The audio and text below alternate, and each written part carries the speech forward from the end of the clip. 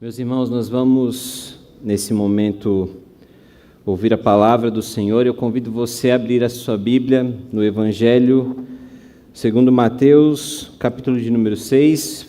Faremos a leitura do verso de número 11 e do verso de número 12.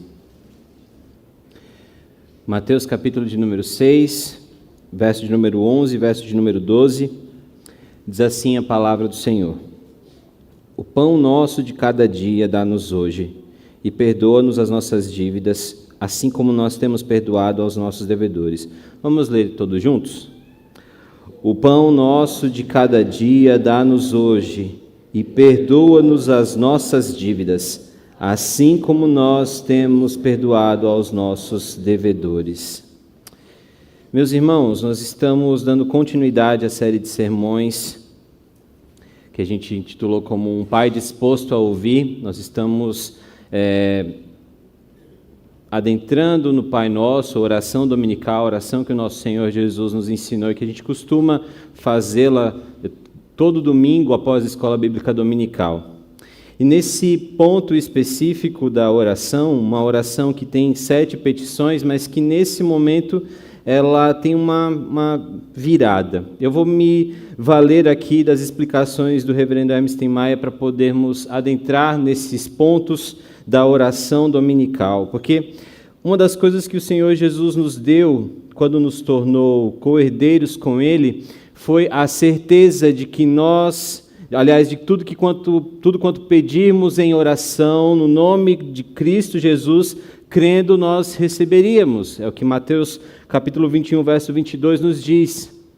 Além disso, pelo sacrifício de Cristo, Hebreus 10, verso 19 e 21, vai dizer que pelo seu sangue Ele nos dá a intrepidez para entrarmos no Santo dos Santos pelo novo e vivo caminho, para que aproximemo-nos com sincero coração em plena certeza de fé. E é com esse coração sincero e com plena certeza de fé que nós podemos nos dirigir ao Senhor em oração. De fato, orar é abrir o nosso coração diante do Senhor e não apenas desejar ou santificar o seu nome, como nós já vimos, ou desejar que a sua vontade seja feita, que o seu reino venha, mas também pode ser uma sucessão de súplicas, de pedidos. E é maravilhoso como, no meio dessa oração, nós somos convidados a apresentar ao Senhor todos os nossos temores, as nossas carências, as nossas frustrações, os nossos projetos, as ansiedades mais profundas que você não demonstra para as pessoas na sua casa, no seu trabalho, mas que o Senhor que te conhece sabe que você carrega dentro de si. Assim, uma das coisas que mais fazemos em nossas orações é pedir. E não está errado. Não está errado. E também não é para menos, porque quando a gente se debruça nessa oração que Cristo nos ensina, nós somos conduzidos por essas petições que milimetricamente elas estão organizadas e elas estão dispostas numa cadência que abrange devoção, confiança e súplica. De tal maneira que a gente pode usufruir do que Romanos 8,15 vai dizer, não de um espírito de escravidão e de medo, como de alguém que precisa chegar para o seu chefe com muito medo de pedir um aumento e ser demitido, ou com medo de pedir uma promoção e ser demitido. Não, a gente não precisa disso, porque não é esse espírito que nós temos. Pelo contrário, a palavra vai nos dizer que é pelo Espírito que nos torna filhos por adoção, por meio do qual nós clamamos, Abba, Pai. Abba, Pai, é o sinônimo de que você faz parte da família do Senhor e que você pode se colocar diante dele e pedir. Está tudo bem. A dificuldade que a gente tem hoje em falar a respeito disso é porque as orações são tão cheias, são tão ensimesmadas, são tão voltadas para si mesmo, que a gente acaba realmente repetindo só o que a canção diz. A gente só quer pedir, vem, ajuda-me, ó Deus, né? E agora, meus irmãos, sabendo disso, nós estamos prontos para vermos duas coisas sendo colocadas na mesa que o Senhor preparou para nós: pão e perdão. Pão e perdão à mesa é o tema do nosso sermão dessa noite. Eu quero contar para vocês uma pequena história a respeito desse relacionamento e desse meio de graça que é a oração, através da vida do George Miller, que foi um evangelista cristão alemão, mas que se estabeleceu na Inglaterra, e ele é muito conhecido pelo seu trabalho com órfãos ali em Bristol. Ele fundou o orfanato de Ashley Down, que abrigou e educou milhares de crianças ao longo da sua vida, e o que tornou notável foi a sua profunda fé em Deus para ver a provisão do Senhor cuidando de todas aquelas crianças. Afinal de contas, Deus é o pai dos órfãos e o juiz das viúvas, como a gente bem sabe. Ele nunca pediu ajuda financeira diretamente a ninguém, mas ele orava e confiava que Deus providenciaria tudo o que fosse necessário para ele. E tem um episódio específico na sua biografia, aliás, na sua autobiografia e em outros livros que foram escritos a respeito da sua vida, que aconteceu entre os dias 8 e 9 de fevereiro de 1842, um dos episódios mais emblemáticos da sua vida.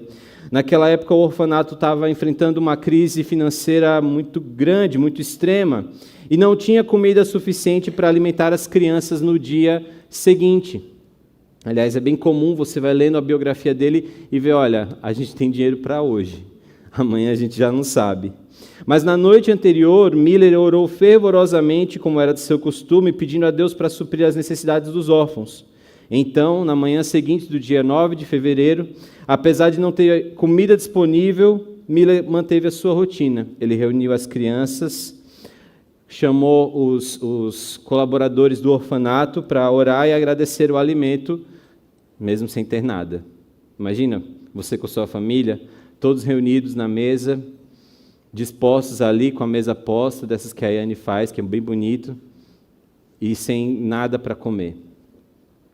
Essa era só para você imaginar isso multiplicado muitas vezes com todos aqueles órfãos. Pois bem, pouco depois de terminarem a oração, ele ouve uma batida na porta. E ao abri-la, eles encontraram um padeiro que, sem saber da situação, havia sentido um forte desejo durante a noite de assar pão extra para o orfanato. Ele trouxe o pão para as crianças naquele exato momento de necessidade. Não obstante, logo depois bate na sua porta um leiteiro que estava entregando leite na área e aparece ali na porta do orfanato. O carrinho tinha quebrado em frente ao orfanato. E ele ofereceu leite para as crianças, porque de outra forma o leite estragaria. Então, isso forneceu não apenas o pão, mas também o leite necessário para aquelas crianças. Tem algo surpreendente na quarta petição. Veja aí no seu texto, no texto que você está com ele aberto aí na sua Bíblia. A gente começou sendo direcionados pelo próprio Cristo ao nos dirigirmos a um Pai que não é apenas seu, que não apenas é interessado em suprir suas carências paternas, mas Ele é o Pai de toda essa comunidade aqui, Ele é o Pai de toda a igreja dele espalhada pela terra, e esse Pai nos ensina a olhar para Ele e para o lugar onde Ele se encontra, acima de todas as coisas. O Pai nosso que está no céu, ele precisa ter o seu nome santificado, e essa é a primeira petição. Nós estamos sendo colocados nessa perspectiva de olhar para o alto sublime trono do Senhor e ver Ele lá onde Ele está. E diante da majestade dEle, o próximo verso de número 10 nos dirige às próximas petições. Venha o teu reino. Nós estamos falando sim com o Pai, nós estamos falando sim com uma figura familiar, próxima a nós, que a gente não precisa estranhar. Mas, ao mesmo tempo, nós estamos colocados diante do Rei. E é por isso que nós oramos, faça-se a sua vontade. Aonde? Num reino longínquo? Num lugar distante de nós? Não. Assim na terra, como o Senhor é Rei sobre todo o céu. E aí, depois de olharmos para essa dimensão cósmica, de um Deus que está acima de todas as coisas, de olhar para o seu reino e pedir para que Ele venha, diante do Rei do Universo, assentado em seu alto e sublime trono, como Isaías diz lá no capítulo de número 6, verso de número 1, conhecendo cada estrela pelo seu nome, como o Salmo 147, 4 nos diz, sustentando todas as coisas pela palavra do seu poder, como o autor aos Hebreus diz no capítulo 1, verso de número 3, agora nós pedimos pão. Nada tão comum. E nós somos inseridos nesse paradoxo de olhar para o Rei do Universo e no meio de tanto amor e graça, nós estamos diante de alguém que vai nos providenciar algo tão simples, tão ordinário, tão normal. É por isso que quando o Senhor fala a respeito dele mesmo, lá em Isaías 57, verso de número 15, ele diz assim, porque assim diz o alto, o sublime, que habita a eternidade, o qual tem o nome de santo, habito no alto e santo lugar, mas habito também com o contrito e abatido de espírito, para vivificar o espírito dos abatidos e vivificar o coração dos contritos. É assim, meu irmão, que nós podemos enxergar a provisão de um Deus que coloca pão na nossa mesa, de um Deus que de fato tem interesse em nos providenciar algo tão ordinário. Mas não é apenas isso que nós podemos aprender. Quando nos dirigimos ao Senhor nessa oração e somos ensinados pelo próprio Filho de Deus a fazer isso, nós podemos aprender outros princípios também. E o primeiro desses princípios é a moderação. Jesus nos ensina aqui a ser moderado em nossos desejos. Se você abrir essa mesma oração, lá em Lucas capítulo de número 11, no verso de número 3, o termo utilizado ali é o pão nosso cotidiano, dá-nos de dia em dia. Bem, as discussões linguísticas a respeito do termo que está sendo utilizado, se pão de cada dia, pão cotidiano, elas não são tão importantes para nós nesse momento. Mas é importante nós termos a noção do que os evangelistas querem demonstrar para nós quando Cristo nos ensina a fazer essa mesma petição. Ele está dizendo assim, você não precisa mais do que para hoje, porque você não dá conta de amanhã. Meu Deus do céu, esse é o golpe mais certeiro em toda a ansiedade do mundo. Esse é o golpe mais certeiro na sua preocupação com a economia desse mundo. Esse é o golpe mais certeiro contra toda e qualquer necessidade ou desejo, necessidade não, mas desejo por ostentar, por querer ter algum tipo de segurança. Nós somos ensinados a sermos moderados em nossos desejos e petições. E Ele nos ensina a orar pedindo pão, não no luxo e não de maneira supérflua. Ele está nos ensinando a pedir o que é necessário para a nossa vida. E essa é a lição que nós encontramos em outros textos, como em Tiago, capítulo 4, verso de número 2. Pedis e não recebeis, porque pedis mal, para esbanjardes em vossos prazeres. Outras traduções vão usar o termo em vossos interesses. E repara, vamos fazer um exercício, não de tentar se colocar no lugar de Deus, mas de imaginar um rei poderoso como ele é e como ele está sendo revelado para nós através da Escritura. Cuidadoso. Veja, nós oramos, nós falamos e nós cantamos a respeito de um Senhor que nos amou antes de criar todas as coisas para nós. Como você acha que um rei poderoso para nos fornecer aquilo que nós precisamos diariamente deve se sentir, o que deve passar no coração do Senhor, com todo o temor eu estou falando essa frase, o que deve passar diante do Rei do Universo quando um filho seu, atormentado pelas comparações desse mundo, atormentado por um desejo de controle absurdo, e tenha certeza, minha filha vai nascer, eu sei que flertar com essa tentação, lutar contra essa tentação é algo diário. Imagina ele olhando, lembrando, sabendo de toda a história, dizendo assim, mas eu cuidei de cada detalhe da vida desse cidadão. Eu estava lá em todos os momentos em que ele não tinha condição de levantar um braço para poder aumentar um côvado na sua vida. por que ele anda tão ansioso dessa maneira? Por que ela anda tão preocupada dessa maneira? Por que ela precisa de mais do que ela acha que... porque ela acha que precisa mais do que de fato ela precisa. Aqueles que de fato conhecem o bom pastor e sabem que nada lhes faltará, têm a certeza de que eles não precisam de nada além do que aquilo que já tem sido dado hoje. E se você fizer as contas, você vai reparar que de fato você não precisa. Quer ver como você repara nisso? Faz uma mudança de casa ou no cômodo de uma casa. Começa a cavucar suas gavetas, o seu guarda-roupa. Começa a dar uma olhada. Analisa aquele sapato que você não usa há mais de 5 anos. Aquelas camisetas que estão guardadas e você vai juntando. Principalmente a gente que é crente, que adora fazer camiseta de programação, a gente vai acumulando, dá para abrir a própria estamparia de camiseta, de tanta camiseta que a gente tem. Você precisa mesmo de todas elas? Você precisa mesmo? Você precisa mesmo comprar, estocar comida para o dia de amanhã? Por quê? Por acaso esse Deus que cuidou de você até hoje, ele vai mudar no próximo minuto? É até afrontoso nós chegarmos ao Senhor pedindo por mais do que nós precisamos. É por isso que Agur, ele vai suplicar a Deus no provérbio de número 30, aliás, em Provérbios 30, verso 8 e 9, ele vai dizer assim, olha, afasta de mim a falsidade e a mentira, não me deis nem a pobreza e nem a riqueza, dá-me o pão que me for necessário, para não suceder que, estando eu farto, te negue e diga, quem é o Senhor? Ou que empobrecido venha a furtar e profane o nome de Deus. Nós precisamos apenas do que nós já temos.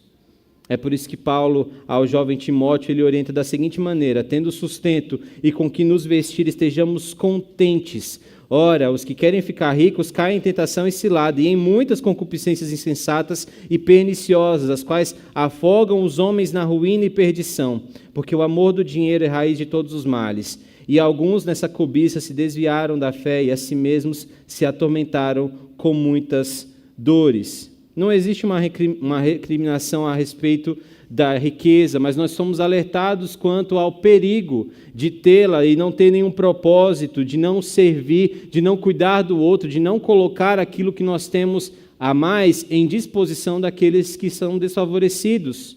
É por isso que a oração do Pai Nosso, nessa petição, ela vai nos colocando no momento, na medida certa, vai calibrando os nossos desejos para não sermos egoístas. E muito menos para não sermos ambiciosos demais, porque a ambição é um cuidado excessivo com a nossa vida, é um cuidado futuro com a vida que já está nas mãos do Senhor. E não apenas moderação nós aprendemos com essa oração, aprendemos também que nós precisamos ter confiança. Essa petição nos desafia a confiar no Pai Celeste e confiar diariamente nesse cuidado de providência de Deus. Essa oração ensina a pedir para o futuro, obviamente, mas nos ensina a não ficar ansiosos por ele. Compreendem? Não é para nossa mente estar lá onde a gente não consegue controlar nada. É para que a gente, contente aqui, confiados no Senhor, possamos nos dirigir a Ele e descansar. Porque é esse Deus que nos orienta lá em Mateus, ainda nesse capítulo, mas os versos de número 25 e 34, nos dizendo, não andeis ansiosos pela vossa vida quanto ao que haveis de comer ou beber, nem pelo vosso corpo quanto ao que haveis de vestir. Não vos inquieteis com o dia de amanhã, pois o amanhã trará os seus cuidados. Basta ao dia o seu próprio mal. Há alguém que você pode se inspirar para ter esse contentamento, é alguém que você, com certeza, não seria uma pessoa invejada, não seria uma pessoa admirada em nossos dias. É um homem preso, é Paulo, dizendo lá em Filipenses 4, 6, não andeis ansiosos de coisa alguma, em tudo, porém, sejam conhecidas diante de Deus as vossas petições pela oração e pela súplica, com ações de graça. Mais uma vez, meus irmãos, nós temos livre acesso para falar com o nosso Pai e pedir. Mas não use desse acesso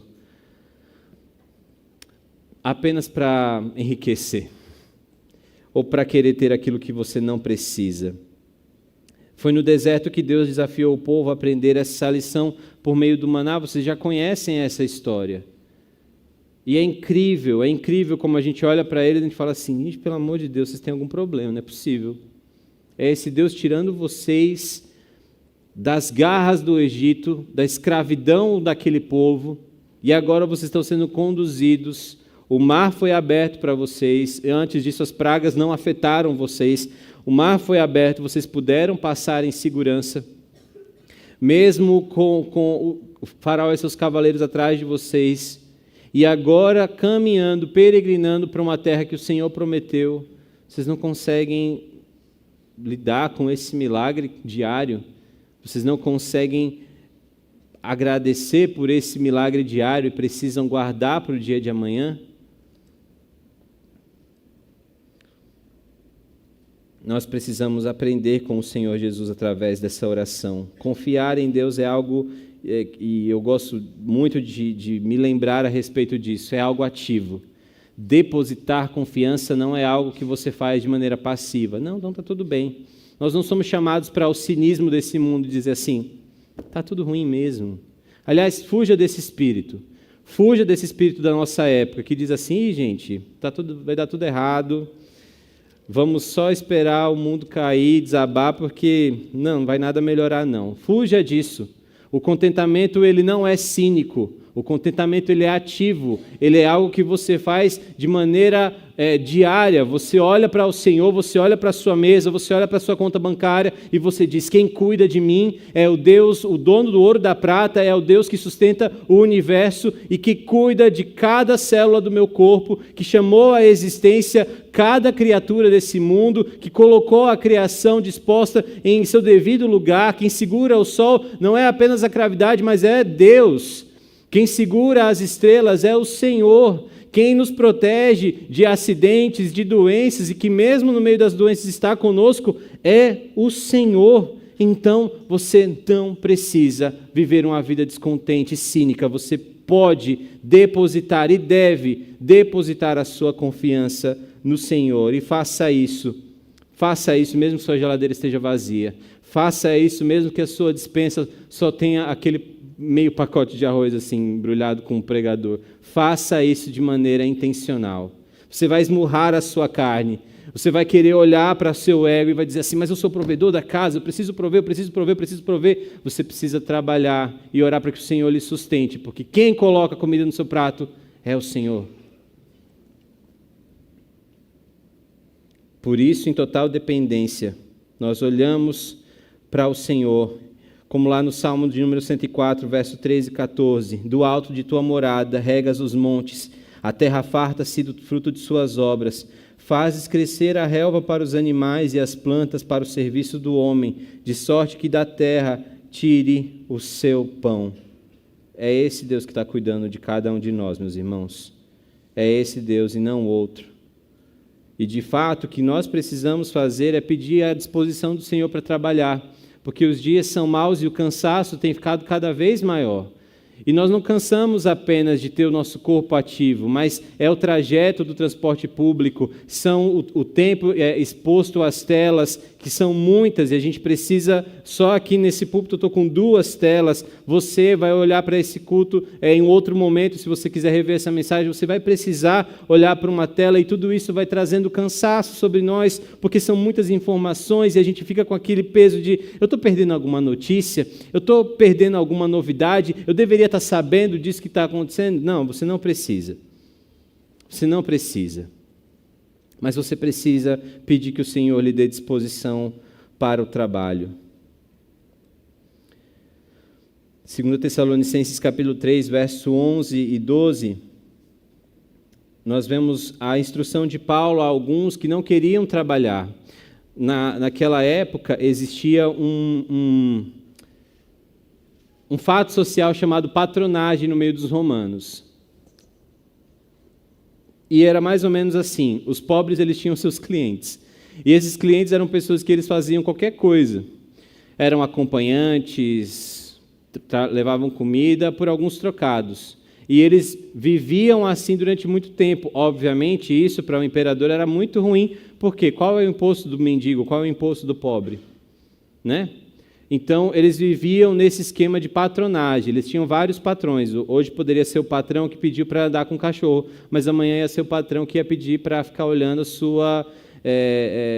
seus cavalos, enfim. Então, eles viviam pedindo dinheiro em troca de serviços pequenos e coisas muito, muito fáceis de fazer, digamos assim. E esse fenômeno estava entrando no meio da igreja, aliás, era comum no meio da igreja de Tessalônica. E Paulo ensina a esses irmãos que não andem dessa maneira, mas que trabalhem. O exemplo dele é esse exemplo.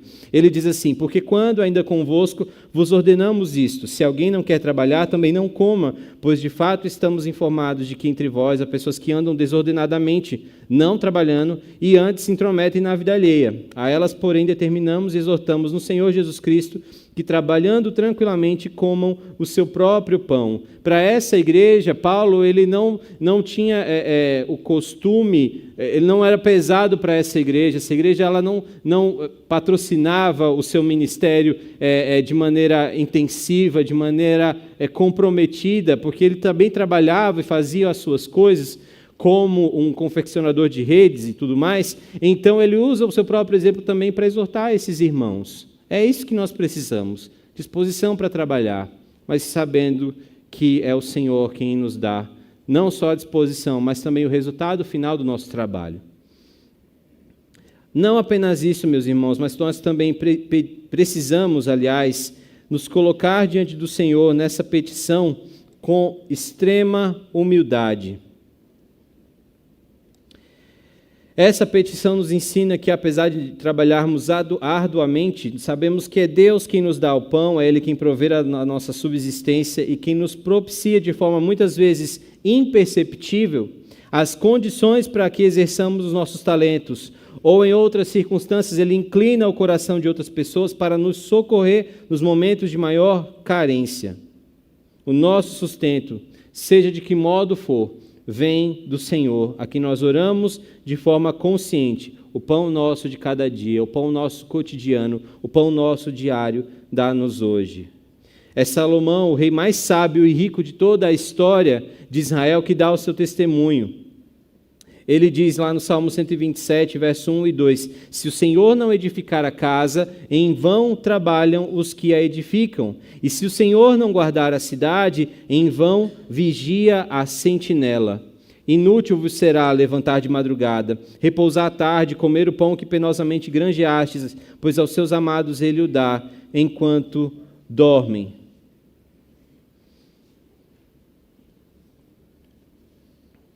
Você lembra disso?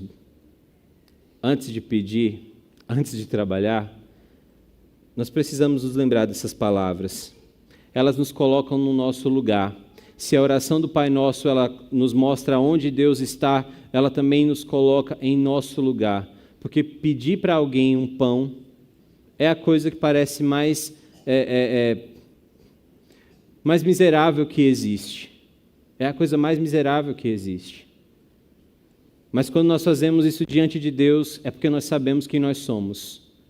É porque nós sabemos que o nosso braço não vai além dos limites que o próprio Deus colocou. É por isso que essa oração ela precisa ser feita com humildade. E não só essa oração, porque é a partir dela que todas as nossas outras orações são inspiradas, são geradas, e nós precisamos continuar mantendo essa humildade. Acho que há 2 semanas eu estava assistindo um sermão do pastor Paul Washer, e ele fala, eu achei muito interessante, ele estava falando numa conferência voltada à exposição da palavra, uma conferência mais voltada para pastores e pregadores da palavra, e ele fala assim, olha, é óbvio que nós estamos aqui, nós estamos aprendendo sobre eloquência em relação à pregação da palavra, mas nós precisamos urgentemente aprender a ter uma eloquência em nossas orações. Mas Everson, a gente não precisa ser simples? Precisa, claro que precisa. Mas lembre-se desse paradoxo maravilhoso. Nós temos o acesso da paternidade, mas ainda nós estamos reverenciando o Rei dos Reis, o Senhor dos senhores. E quando isso ficar claro na nossa mente, você não vai falar com Deus de qualquer maneira. Quando nós temos isso fixo e claro na nossa mente, no nosso coração, você vai entender que até para pedir um pão, você precisa de humildade. Você precisa se apegar ao fato de que o seu Pai é o dono de todas as coisas. E não dá para entrar de qualquer jeito diante da presença do Senhor. É com mãos limpas e com coração puro que se deveria subir ao Monte Santo do Senhor. Agora que o véu rasgou, que o Espírito habita no meio da sua igreja, você acha que as coisas ficaram mais tranquilas, que agora a gente pode viver e agir e falar e nos colocarmos diante do Senhor do jeito que quiser? Não, Senhor. Não. Esse Deus, ele é digno de louvor e adoração. E precisa que esses limites sejam colocados de maneira bem clara. Ele é o dono de todas as coisas. Não foi isso que nós cantamos? Que Ele era o dono do nosso coração? Pois bem, quando lhe aprouver, então é que a provisão virá. A arrogante igreja de Corinto, Paulo escreve: pois quem é que te faz sobressair e que tens tu que não tenhas recebido? E se o recebestes, por que te vanglorias como se não o tivesse recebido? Tiago, por sua vez, nos lembra lá em Tiago 1,17: toda boa dádiva e todo dom perfeito é lá do alto, descendo do Pai das luzes. E agora que nós já sabemos que devemos estar diante do Senhor com moderação, confiança, total dependência, disposição para trabalhar e humildade, nós precisamos entender também que o princípio da generosidade está implícito também nesse pedido aqui. A oração, ela não diz: dá-me o pão de cada dia. O que está escrito na sua Bíblia? O pão nosso de cada dia, dá-nos hoje. Todos nós estamos inseridos nesse pedido. Aqui em nossas petições se incluem as necessidades dos crentes em todo o mundo. E quando nós oramos, nós estamos evidenciando que os filhos de Deus suplicam ao Pai pela manutenção de todo o seu povo espalhado pela face da terra. É por isso que na oração que o diácono Iago fez, ele coloca as necessidades. Eu até fiquei pensando, falei, nossa, quando a gente ora pelos missionários, a gente está sempre orando como se eles estivessem sofrendo e necessitando. E de fato estão.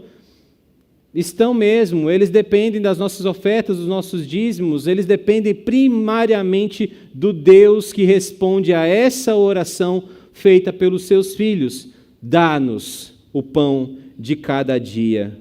Essa é a oração feita pela família da fé, como o Gálatas 6,10 nos diz. Nós aprendemos então que nós não podemos ser egoístas de maneira nenhuma. Em nossa oração, nós precisamos colocar de fato todos os cristãos espalhados pela face da terra. Nós precisamos colocar de fato até aqueles que ainda não conhecem o Senhor, mas que pela misericórdia, se for a vontade do Senhor, conhecerão a sua graça através de algo tão simples como o pão. Pois bem, meus irmãos, sabendo disso agora, nós podemos ir para o nosso segundo ponto. O verso de número 12 diz: perdoa-nos as nossas dívidas.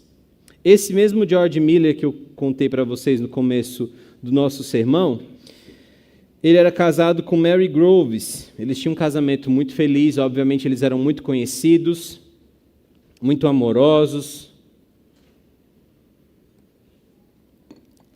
compartilhavam de uma profunda fé em Deus, estavam comprometidos no serviço aos órfãos, mas eles tinham uns atritos de vez em quando.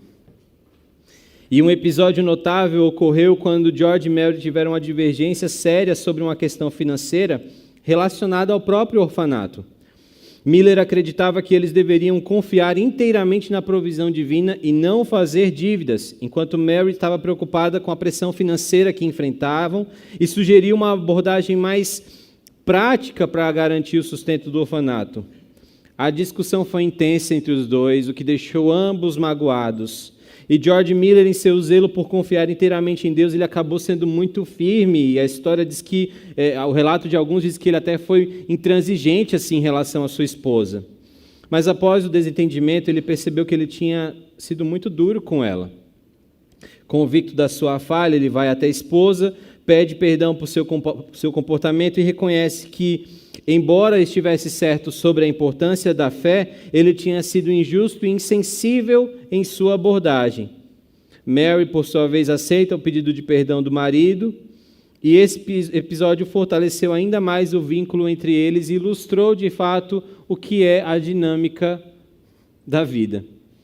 E assim como nós temos o pão colocado na nossa mesa, nós temos também outro prato que nos é servido, o perdão do Senhor. Na petição anterior, a gente contemplou o poder de Deus em fazer a manutenção das nossas necessidades físicas, algo muito ordinário. E agora nós somos colocados de novo dentro de um âmbito abstrato, sobrenatural e que precisa ser feito por alguém que tem poder também. É maravilhoso como o falecido pastor Jay Adams, no seu livro De Perdoado a Perdoador, ele diz que nós não podemos, ele está fazendo uma exposição sobre Lucas 17 e aquele texto onde os discípulos pedem para que ele seja aumentado a fé em relação ao perdão 70 vezes 7. E ele diz assim, nós não temos essa capacidade de administrar o perdão. Nós não temos esse poder. Você não tem que liberar perdão para ninguém. Você precisa fazer com que esse fluxo de graça continue. Porque esse perdão, ele é exatamente aquilo que vai sustentar a sua vida espiritual. Se o pão que está na sua mesa fortalece o seu físico, o perdão é aquilo que fortalece o seu espírito. Porque, veja, alguns momentos atrás, nós nos colocamos de joelho, nós fizemos um balanço da nossa semana, dos nossos dias, dos nossos pensamentos até do dia de hoje, e nós entendemos que, de fato, nós estamos muito distantes do Senhor. E precisamos do seu perdão, precisamos pedir em uma só voz, faz chover perdão e graça sobre nós. Então, quando nós nos colocamos nesse momento na oração do Pai Nosso, nós estamos pedindo por outro tipo de provisão, porque não dá para você gerar perdão. Você precisa olhar para Cristo e devolver a Ele ao perdoar a outras pessoas. Você precisa olhar para o seu sacrifício na cruz, que nos perdoa as dívidas, que faz com que todas essas dívidas, o escrito de dívidas seja rasgado, e por causa disso, todos os principados e potestades são expostos à sua vergonha, porque esse escrito de dívida é cravado ali na cruz. Agora você precisa fazer a mesma coisa. Perdoa-nos as nossas dívidas, assim como nós temos perdoado aos nossos devedores. Jesus, nessa oração, ele nos ensina que nós estamos endividados. Não há quem possa dizer que não tem dívida para com Deus ou para com seu próximo. Todos, sem exceção, têm uma dívida de amor, somos devedores. Por mais que façamos, a gente nunca vai atingir a condição de infalíveis, de pessoas que liquidaram todos os seus débitos. Por isso, nessa oração, outros aspectos estão implícitos. Primeiro, quando você se dirige ao Senhor dizendo, perdoa-nos as nossas dívidas, você tem consciência do pecado. Essa oração só pode ser feita por pessoas conscientes do pecado. Não é para publicanos, não é para fariseus que entram pelas portas dessa igreja e dizem assim, obrigado, Senhor, porque eu sou um dizimista fiel, porque eu tenho ajudado na tua obra, eu chego no horário sempre, eu estou em todas as programações, eu colaborei, Senhor, com todos os pagamentos da minha sociedade, eu não sou como os outros que não fazem isso. Não, essa oração não é para esse tipo de pessoa que se acha sã. Não. Essa oração é para aqueles que entendem o que o apóstolo João diz lá na sua primeira carta, no capítulo 1, verso de número 10. Se dissermos que não temos cometido pecado, fazemo-lo mentiroso e a sua palavra não está em nós. Não ser consciente do seu pecado é o pior de todos os pecados. Porque daí você não precisa de graça, você não precisa de salvação, você não precisa de Cristo e nem precisa da sua cruz. Você pode subir direto, fica tranquilo, vai em paz. Mas para nós, meros mortais, pecadores, humilhados, pedindo por um pão, precisando do perdão do Senhor, aí sim, nós podemos entrar pelas suas portas com súplica, ação de graça e com a cabeça baixa, dizendo assim, eu não merecia estar aqui. É esse o propósito da ceia do Senhor. Não é que você diga assim, será que eu estou bem para poder tomar a ceia ou não estou bem? Não, não é esse o propósito. O propósito é que você entenda, eu não sou digno dessa mesa. Eu não merecia estar aqui com os outros santos, porque eu era um pobre pecador, escravo do pecado. Eu era o filho da ira, eu era filho do pai da mentira, e agora eu estou aqui no meio dos santos. As minhas mãos são purificadas pelo sangue do Cordeiro. Eu vou ser contado com aqueles que estão de vestiduras brancas nas bodas do Cordeiro e eu não merecia. Por isso eu peço o seu perdão, Senhor. Por isso eu preciso do seu perdão, porque eu sei, assim como Davi diz, o pecado está diante de mim todos os dias. Meu irmão, não se faça de cínico diante do Senhor. Não finja que você não tem pecado. Não finja que você está evoluído demais dentro da igreja. Ele te conhece muito bem. A gente pode não te conhecer, vocês podem não me conhecer, mas o Senhor nos enxerga da maneira mais profunda. Ele sabe do nosso levantar, sabe do nosso deitar, Ele sabe de cada momento. Então, quanto mais rápido e urgente nós tivermos essa consciência, melhor será. Melhor será para nós. Esse pedido também implica uma insatisfação com a prática do pecado. Essa oração denota que o homem que profere e tem consciência do seu pecado não se conforma com ele, não se acomoda com o seu pecado. Essa oração precisa ser feita por aqueles que também entenderam que o próprio João, lá em sua carta, no capítulo 3, verso de número 6, diz: todo aquele que permanece nele em Cristo não vive pecando. Todo aquele que vive pecando não o viu e nem o conheceu.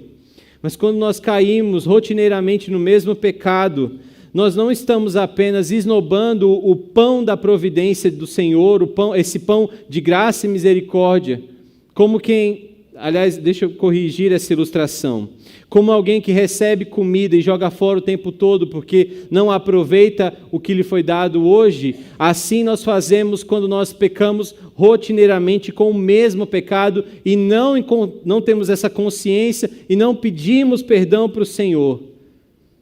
Porque todo o que permanece em Cristo não vive pecando. Essa é a lógica do próprio Deus. Essa oração ela é feita não pelo pecador contente consigo mesmo, mas por alguém que está descontente com o seu procedimento e sabe que precisa mais da graça, precisa mais da misericórdia do Senhor. É alguém que não pode pagar a sua própria dívida. É por isso que ele pede. Como você tem se dirigido ao Senhor em sua oração? Quando você vai pedir perdão ao Senhor, você está pedindo perdão pelo quê? Por não ter conseguido ser a sua melhor versão?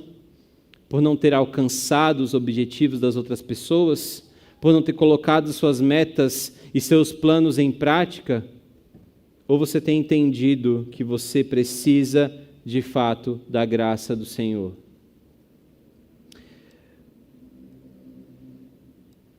Ou você tem entendido que, de fato, você precisa se parecer mais com Cristo?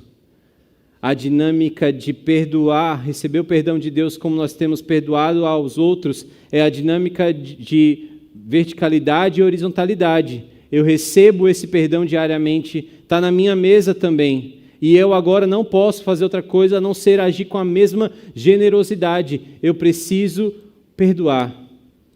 Eu não posso conter. Eu não posso administrar isso.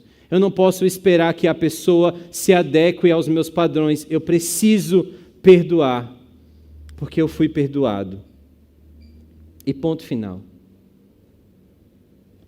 A minha oração, meus irmãos, é para que essa verdade de que o pão diário e o perdão são duas providências dadas para miseráveis pecadores, para órfãos necessitados como aqueles que George Miller e a sua esposa cuidavam, seja de fato a verdade do nosso coração, do nosso cotidiano, Que você aprenda a pedir o pão, a usufruir dele e a distribuí-lo àqueles que nada têm, da mesma maneira com que você recebeu o perdão e deve obedecer ao Senhor, perdoando aqueles que te magoaram, aqueles que têm alguma dívida com você.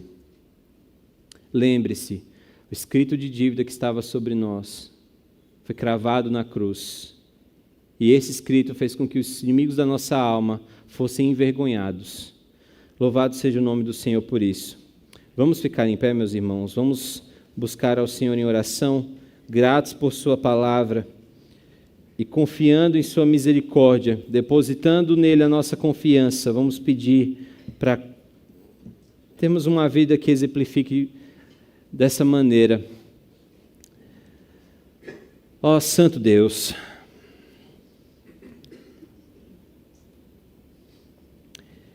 obrigado, Senhor, por tua graça e misericórdia. Obrigado, Senhor, por nos colocar nessa mesa, ó Pai, nessa comunhão, Senhor, que nós não somos dignos. Obrigado, Senhor, por cuidar, ó Deus, dos pássaros, dos lírios do campo e de cada um de nós. Obrigado, Senhor, porque imerecedores, Senhor, do teu favor, o Senhor não tem deixado nada faltar. Dá-nos contentamento, ó Deus. Dá-nos o contentamento, Senhor, que enxerga os próprios limites, mas que trabalha com dignidade, ó Deus, para ter o resultado do trabalho conforme a tua misericórdia. Nós agradecemos, Senhor, pelo trajeto em que as bênçãos, ó Deus, o trajeto em que as bênçãos, ó Deus, elas passam até chegar em nossas casas. Nós agradecemos, Senhor, pela maneira como maestralmente o Senhor tem cuidado de tudo. Como o Senhor tem cuidado dessa igreja, Deus, obrigado. Nós agradecemos, Senhor, pela maneira como o Senhor tem cuidado de nós. Muitas vezes é imperceptível, ó Deus, e nós achamos que é o fruto do nosso grande trabalho, Senhor, que tem colocado essa igreja em pé, mas não é verdade. A verdade é que o Senhor tem sustentado as estrelas e a nossa existência. O Senhor tem segurado, Senhor, a natureza para não nos destruir e tem segurado o nosso coração para ter a nossa fé, ó Pai, inabalável. Mas nós também temos outra carência, Senhor. Nós precisamos do Teu perdão, ó Deus. Porque descontentes, ó Pai, ansiosos, preocupados, ó Deus, com o dia de amanhã, nós perdemos a beleza de contemplar o que o Senhor fez hoje. Preocupados, Senhor, com o futuro, Pai, da nossa nação, nós esquecemos que o Senhor é quem governa as nações com um braço forte, com a sua destra fiel. Preocupados, ó Deus, com nossas finanças, nós esquecemos que o Senhor, de fato, é o dono do ouro e da prata. Preocupados, Senhor, com as nossas gerações, nós esquecemos de testemunhar a elas, ó Deus, que nós confiamos em Ti. Perdoa-nos, ó Pai. Perdoa, Senhor, a esses homens e mulheres, ó Deus, a todos nós que muitas vezes queremos censurar os outros, ó Deus, e não estender a misericórdia que o Senhor estendeu para nós. Queremos ser empecilhos, ó Deus, na vida daqueles que o Senhor também morreu por eles. Retemos, ó Deus, o perdão porque nós nos achamos dignos demais e em nossa indignação nós nos achamos dignos demais, ó Deus. Nos perdoa, Pai. Obrigado por rasgar essa cédula de dívida que era contra nós. Em nome do Senhor Jesus é que nós oramos. Amém.